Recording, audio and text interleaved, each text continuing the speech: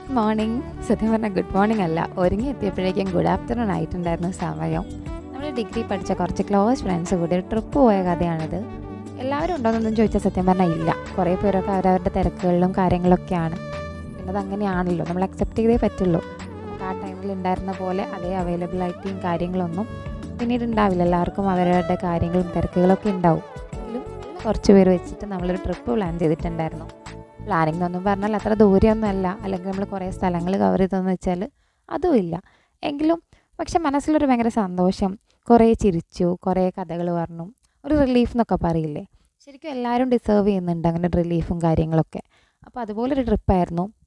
എല്ലാവർക്കും റിലേറ്റ് ചെയ്യാൻ പറ്റുന്ന പോലെ ഞങ്ങളും പ്ലാൻ ചെയ്തിട്ടുണ്ട് ഒരുപാട് ട്രിപ്പുകൾ. ഒരു 10,000-2000 ട്രിപ്പ് പ്ലാൻ ചെയ്തിട്ടുണ്ടെങ്കിൽ അതിലൊന്നൊക്കെ നടന്നു എന്ന് പറയില്ലേ, അതുപോലൊരു ട്രിപ്പായിരുന്നു ഇത്. അപ്പോൾ ഇത് കാണുന്ന ഓരോരുത്തരും എന്ത് ചെയ്യാന്ന് വെച്ചാൽ നിങ്ങളും ഇതുപോലെ ട്രിപ്പൊക്കെ പോകാൻ വേണ്ടി നോക്കുക.